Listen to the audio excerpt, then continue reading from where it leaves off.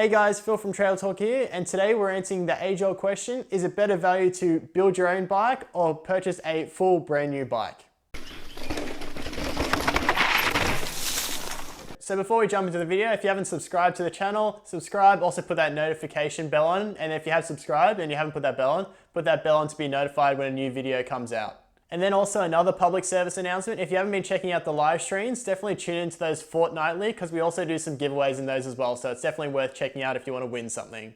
So as I said, I get asked this question all the time, is it worth building a bike from the frame up? So before I had my Alpine Trail here, apologize, she's a little bit dirty, I'll give her a clean probably tomorrow before I go for a ride on the weekend. But yeah, as I said, before I had this bike here, I built up my last two frames. So I had my Craftworks ENR that I built from the frame up, as well as my Bird AM9. So I've done this a few times, so I've got a bit of experience when it comes to this. So I thought it'd be a fun little challenge for this week's video if I can price up the best value trail hardtail that I could possibly build and then compare it to the other best value hardtails that are on the market at the moment. And as always, when I'm talking about value, I'm talking about parts that have the maximum performance possible, where as you start to spend a bit more, you'll start to notice diminishing returns. So really hitting that sweet spot where it comes to performance to value. And when it comes to a build, if you build something up, you don't want to have to be replacing the components in 2 months' time or figure out you're progressing really quickly and then upgrading it. So yeah, we want to focus on getting the maximum value we can just from this package as a starting point. So let's jump onto the laptop and start building up the bike. Okay, so we're on the laptop now, and my aim for the build was to kind of keep it around 2,000 Australian dollars. So that's around about 1,300 US dollars and then around 1,100 British pounds. So trying to keep it under there, so relatively decent value when we're talking about a good trail hardtail. I can definitely see this being challenging, as when I've done my last two bike builds, it's definitely always blown out to way more than what I budgeted. So hopefully we can kind of keep it below that $2,000 mark. It's definitely good to know as well that you could buy a lot of this stuff used and get a better value bike for the money, but this is my challenge and I'm setting the rules. So when I'm doing the build, the three main things that I focus on is getting a good frame, a good fork, and then also good brakes. Those are the three things that you really don't want to skimp on. And then the other stuff down the road, we can kind of skimp a little bit on that and save a bit of money there. Okay, so let's start with the frame. We want some decent geo. We also want a tapered head tube because we want a decent fork in there as well. And then we also want a boost through axle in the rear. So again, we can get that good upgradability in the future, and it's also going to be pretty stiff as well. So there's definitely a fair few good options out there. I saw the Marantsen Quentin for around $600, which is definitely a really good price, but we do need a little bit cheaper because we really need to stick below that $2,000 mark. There's also the Ragley Big Owl, which is 449 Australian dollars, which is an absolute bargain, but I still feel like we can get a little bit cheaper there. But I definitely would say that's probably the smart option. Definitely a great brand, good warranty behind it. But yeah, as I said, we can go a little bit cheaper. But I do really like the color though, and it looks really, really nice. But I think we've come onto a winner here. We've got the Octane 1 Prone 29er, and that comes out at $399 on Chain Reaction. So we're definitely gonna go with this one. And the reviews seem pretty good too. The only real complaint is about the paint, but we really just want good geo. We want that tapered head tube as well, and then we want that boost through axle, and it's got all that kind of stuff, so it's definitely really good. So looking at the geo of the bike, we've got a 460mm reach, which is really, really good. Then we've also got a 74.5-degree seat angle, which is good too. And it's also important to note, when you've got a hardtail, when the fork sags, that seat angle actually gets a bit steeper, and so does the reach. So that's good to know as well. So it's gonna have decent geo on this bike, which is awesome. It's also got some nice short chain stays at 425mm, so it's gonna be really fun, and that's what you really want in a hardtail. And then we can also run a 130mm fork up front, which gives us a 66-degree head angle. So awesome frame, and we're gonna build a really nice package on this one, I think. Okay, so now onto the fork, and this is definitely gonna be a tough one because it's gonna be a big chunk of our budget, and I don't really wanna skimp on a fork. Again, we need something with decent adjustment, it's pretty stiff, and then near that tapered steer as well as a boost through axle as well. So it's definitely gonna be tough, but there's hopefully a few options out there. So I've found a couple of options. We've got the Suntour XCR34 for around $450, but again, not the most amount of adjustment, and again, it might be something they want to upgrade in the future. We could also go the RockShox Recon, so from a bit more of a reputable brand. Not saying Suntour's bad, they've got some great stuff, but probably easier warranty, that kind of stuff like that, and that's around $550. But in my experience, it's a bit flexy, and the damping's not that good either, but we'll do the job. But yeah, I want something a little bit better. And then there's a few more options from X-Fusion as well as Manitow, but again, try those forks and they definitely aren't the best. So I feel like we're gonna have to spend a little bit extra, and I've settled on the Marzocchi Z2. So I've been on a quick spin on this fork and I really like it. It's nice and stiff for a 34mm stanchion fork. From the reviews, it's been really reliable and it's under the Fox umbrella, so servicing and all that kind of stuff like that, as well as warranty, is going to be really easy wherever you are, so that's good to see too. And the rail damper has been getting rave reviews as well. This damper is really good, and at this price point, there's not really anything that compete. And a good thing as well, we can adjust the progression with volume spaces as well. So yeah, we're going to go with this fork. So at $749, it's going to take up a fair chunk of our budget, but with all things considered, it's actually a really great value fork. But yeah, it's going to take up a huge amount of our budget, but I definitely didn't feel like I could go anything else other than this fork. So now onto the brakes, and this was a simple decision for me. The Shimano M501 levers with the M500 calipers are definitely the best value brakes on the market. When it comes to power versus price, they're definitely the best that I've ridden. Anything really below these, they don't really work that well. They don't pull you up really at all. And then as you start spending more, you start noticing diminishing returns. So yeah, we're gonna have to go with these, and they're 200 Australian dollars. So decent price for these brakes. There's also the Shimano Dior M6000 brakes, which are great too. And there's the new version, so the M6100, and these are great brakes. So if you're on a budget too, definitely check those out. But after that fork, we need to save every dollar we can get. So it's definitely going to go with these. And a good thing about these, you can upgrade them in the future. So you can also get that 4-pot MT520 caliper and put those on there. So you've got decent power too. And those are my favorite value brakes in the market. So yeah, definitely if you want to upgrade in the future, that's the one to go for. And then we also need to add some rotors as well. So we'll go the Shimano RT66s at 180 millimeters front and rear. Would go to 200, but we don't really need that much for a trail hardtail. And as I said, they're $70 together. Okay, so what are we at now? We're at 1,418. Well, that's definitely most of our budget gone. Hopefully we can keep it under that 2,000, but I definitely can't see that happening. But we'll see if we can scrap something together under $2,000.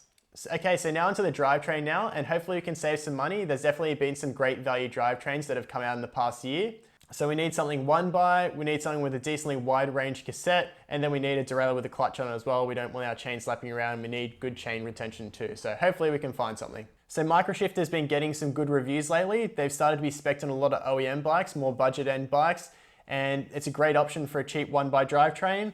The 9-speed would be the way to go for us. It's $69 for the cassette and then $89 for the derailleur. So it's a decent option, but I feel like we could beat it. So let's check out the Shimano Dior M4100, the 10-speed that just came out with the big Dior release. Okay, so I haven't been able to find prices anywhere on the Shimano M4100 or the M5100 in Australia. However, Bike Discount in Germany, their kind of big website over there, they have some prices, and I was able to reverse engineer their 12-speed prices compared to our 12-speed Shimano Dior prices in Australia. And I think I've got some half decent rough estimate prices for the Shimano Dior 10-speed stuff, and it definitely seems like it's the way to go. So here's the prices that I got, and I apologize Shimano if I got these wrong. Definitely a great product, but yeah, I apologize if I got the prices wrong. So we're gonna use the Shimano M5100 crankset, because that's the only crankset you can get in the one by, which is around $95. Then there's the 10-speed M4100 11 to 46 tooth cassette at $76. Then we've got the M4100 shifter at $45. Then we've got the M4100 derailleur at $68. And then we can get a HG 54 10-speed chain for around $30. So all that totals together for $314, which is an absolute bargain for me. Okay, so now we have to find some really cheap wheels. I know I say really a lot. I saw the comments in the last video and I apologize, but really is my word of choice. So we need to find some really, really cheap wheels because we've blown our budget on everything else. So yeah, we need to find some cheap wheels. So my favorite wheel sets for the money are the Hunt Enduro wide wheels and also the Stans Flow Mark IIIs, but they're definitely way out of our budget. But yeah, if you're looking for some good value wheels that aren't gonna let you down, they're definitely the ones that I look for. So we need something around $200 that's gonna have a decent width, as well as be decently reliable, but also tubeless ready too. So it's gonna be hard to find, but we'll see if we can find something. So I found the nuke-proof Neutrons for around $316, but all the reviews seem to say they're made of butter, so we're gonna have to find some cheaper butter. There are also the Shimano MT500 wheels, and they come with a 24mm internal width, and they're also tubeless ready too, but I feel like we can find something a little bit cheaper than that. So I managed to find a set of WTB I-25 rims, so they've got a 25mm internal width, they're also tubeless ready, and they're laced to some Novatec hubs for around $199. So we're gonna go with those, and they also come wrapped free with some terrible tires, so we can rip those off and sell those, so we're gonna save some money there. So as I said, I normally wouldn't skimp on wheels, but for the challenge's sake, we need to find something cheap. But yeah, if you are doing a build like this yourself, definitely don't skimp on wheels and definitely get a good set of wheels because yeah, having a set that dents all the time or breaks all the time is not the way to go. So yeah, find yourself a decent wheel set, but this should be okay for our challenge here. Okay, so let's see where we're at now. So we're at 1,932, so we're definitely not gonna make it, but hopefully we can find some cheap parts and we don't go too far over that $2,000 mark. So next up, we need a dropper post. On a trail hardtail, you'll definitely need a dropper post. And probably my favorite affordable dropper post would be the X Fusion Manic, or there's the Brand X as well, but I managed to find an X Fusion Manic a bit cheaper. And we've got one with 150 millimeters of drop for $187. So that's definitely an absolute steal at this price. So we're gonna go with that one. Okay, so now for the rest of the oddities on the bike, I'll just quickly go through them on the laptop. But yeah, there's nothing too special here, but if you're looking for some decent value parts, definitely check these out. So we've got, for the saddle, WT Volt seems to agree with most people, and it's at $60. Then we've got the Brand X Enduro 50mm stem, that's $27. Nuke-proof Neutron bars at $48. We got the DMR Brendog Death Grips for $24. And then we'll go some tubeless ready Maxxis rubber with the 3C compound up front, and then just a regular dual compound in the rear, and that's gonna come in at around about $125. So that leaves us with a total of around $2,400. So $400 over, but I still think it's half decent. So we'll see how we compare to other bikes down the line. But wait, there's more. So we've also got your headset, your bottom bracket, your cables, brake mounts, pedals. Usually don't come with a new bike, but we're going to include pedals here. Then also associated delivery costs, and I'm going to be generous here and add around $200. And that's, yeah, as I said, pretty generous. So that total adds up to $2,600. So definitely those things start to add up, as you can see. And for those overseas, that's around 1,700 US dollars and then 1,400 British pounds. So bit of conversions there so everyone can kind of follow along. But wait, there's more. And that's really if you can do all this stuff yourself. So if you can't do any of this stuff yourself, you'll need a mechanic as well. So gonna have to add on probably around $200 to $300 more for that. So yeah, as I said, it adds up. And I've definitely felt this with my bikes in the past, as I said, with my Craftworks as well as my Bird. Definitely as the parts started to come in, it just added up and added up, and I was like, wow, I'm way over budget now. But that's even with cost price and a lot of stuff as well. So I can't imagine if you're paying full price for this kind of stuff. And again, you could probably go cheap with used stuff and then get some eBay specials, but we're looking for a decently reliable package with new stuff for this challenge. So yeah, you can definitely save some cash if you did want to. Okay, so now the time has come. So let's compare this bike to some of the other bikes in the market to see if we're on a winner. Okay, so let's start with possibly the best value hardtail on the market, and that's the Vitus Sentia VRS. So it comes in at around 2,299 Australian dollars for the XT/SLX build. So they definitely beat us on value for money for the parts. So on this build, you get a mix of 12-speed SLX and XT. You also get wider rims, similar dropper post, similar level fork with the RockShox Revelation. However, arguably worse brakes with the SRAM Guide Ts. Again, these might be a little bit more expensive, but in my experience, they definitely aren't as good as the Shimanos that we spec'd. However, we do have better gear with a 15mm longer reach, and then we've also got a steeper seat angle by 1.5 degrees as well. So overall, we didn't actually do too bad here. So now onto the Marin Quentin 3 at $2,499. So again, beat us by $100. And then on the geometry as well, they definitely beat us as well. So really, really great geometry on this bike. So you've got a 65-degree head angle, you've also got a 75-degree seat angle, and then you've got a 464mm reach as well, so definitely better than what we have. However, on the spec, it's actually pretty close. So the Marin has better rims, it also has a better drivetrain with a mix of 11-speed SLX, and then you've also got a Sunrace cassette with an 11 to 46 tooth there, so same range, but it's definitely a better spec than ours. We've got the same dropper, so that's good to see too, and then a similar level fork with the RockShox Revelation too. However, we do win in the brake department, so that's good to see too. So again, we didn't actually do half bad here, but the Marin is definitely the better bike for the money. Okay, so now onto the last bike, and we can't talk about aggressive hardtails without looking at a chromoly bike. So we've got the Wraggley Bigwig here, and that comes in at $2,699. So $99 more expensive than our build if we didn't include the build and all that kind of stuff, if you can do that yourself. So let's start with the frame. So it's definitely got a better frame than us. That chromoly, it's definitely the material of choice for a hardtail, so we'll take a loss here. Geometry again, it's actually pretty similar. It's got a slightly slacker head angle, so we're gonna have to give Wraggley the win here as well. But again, when it comes to the spec, we actually did pretty decent here as well, so it's actually pretty similar. So the Wraggley has better wheels and tires. It's also got that RockShox Revelation, so pretty similar. Similar level dropper with the Brand X2. But then again, there's those SRAM Guide T brakes, but which seem more expensive, but in my experience, they don't work that well. As well as NX Eagle, which again, might be a little bit more expensive to buy aftermarket, but it's not really a drivetrain that a lot of people really look for. It's definitely not that reliable, and it's pretty heavy too. So I definitely think that we have a better drivetrain as well as brakes on our bike. But again, we're pretty close here. So overall, I think we did pretty damn well, especially considering those bikes were probably the best value hardtail bikes that you can get on the market. Our price wasn't too far off, as well as the geo on our bike. So yeah, all things considered, I think we did pretty well. So let's start with the pros. So the first big pro is you can build it over the time. So you don't need to fork a big amount of money up front or finance a bike to purchase, this big extravagant purchase. So if you're building over time, you can really afford to purchase those individual parts as you save some cash along the way. Or if you're a kid and you only have a little bit of cash, you can purchase it along the way. Or if you're trying to hide your purchases from your partner, it's definitely a great option. Another pro is that you can put to use those parts that you've had in your parts bin for ages that you can use to build up a bike, so you can save some money there. So that's also a good thing to do. You're also recycling as well, so that's good too. So a big pro for me is you can spec the bike exactly how you want it. So some manufacturers, they just put on parts that really no one likes, but they have to do it, to SX Eagle or something like that. So yeah, you can really spec it how you want it, and then you can put those great value for money parts on there that you normally wouldn't see that a lot of manufacturers put on their bikes.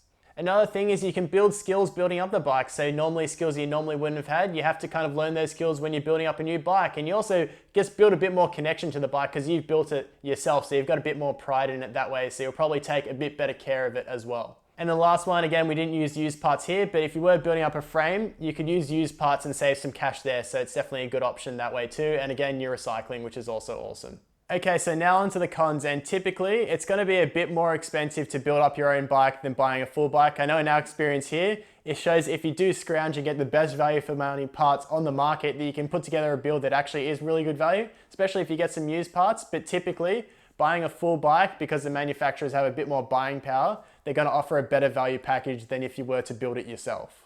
Another con that I've experienced is that something always goes wrong. You got the wrong part, or a part you forgot you didn't even purchase or anything like that, or something randomly goes wrong with the build. There's something that usually always goes wrong. So it can get a bit frustrating when you just want to get out onto the trail. You have to wait the next week for a part to arrive. So yeah, that can be a bit annoying. The next con kind of ties into that. You need a bit of patience. Putting a bike together can be a bit frustrating, as I said, parts coming in, all that kind of stuff like that. And with the build as well, sometimes you need a bit more patience to get the job done right, because you don't want to come back and have to do it again. So definitely take your time and do it properly, in my experience. So the next con, as you can see, it really adds up, and you don't want to get surprised by that. So definitely make a spreadsheet and put all the parts that you want to buy and really maximize your value with those parts. See if you can get them used, and then put the maximum price you want to spend on these parts, see if they come on sale. So you do have to be a little bit more patient here if you really want to get the maximum value possible. But yeah, definitely budgeting is the way to go. And then the last one, if you aren't handy with the tools and you don't really want to learn how to do this kind of stuff like that, it can add up as well. So that's another thing to note as well. If you don't have the handiwork, you have to pay a mechanic to do it. Again, that's going to be another price on top. So there you go. Is it worth purchasing a full bike or purchasing your own build kit? I think that really comes up to you and what you value. Bear in mind, a lot of these prices aren't perfect, but hopefully I show you that it is possible that if you really focus on maximizing your value with your components, you can build a really great value build for the money. And then that's not even factoring in if you use used parts, but there's also some great other things as well. You learn some great maintenance skills building the bike, and you also get a lot more connection with your bike because you've got a lot more pride that you've built to yourself. So you're going to really take care of it a bit more than you would if you just purchased a full bike. But as you can see also, it really adds up, and manufacturers typically have, as I said, better buying power, so they can offer a better value for money package. And for me at least, I definitely prefer to buy new. It just takes all the hassle out of it, and when I buy a bike, I just want to take it right on the trails. And building a bike for me, that hassle of building it up, it just gets a bit frustrating. I just want to ride the bike. So I'm a fan of purchasing new, but that doesn't mean it's the way to do it. If you want to build up your bike, I think it's a great option here, and we've definitely showed why it's a great option if you do want to do it too. But what do you think? What do you prefer to do? I had a lot of fun making this video, so I think I might do an enduro bike challenge like this in the future. So getting an enduro bike frame and building it up, I definitely feel like it will be a bit more challenging than a hardtail. So we'll see if we can do that in the future. So if you enjoyed this video, don't forget to give a like. As I said, leave a comment, let me know what you prefer to do, and then also subscribe to the channel. And as always guys, thanks for watching. See ya.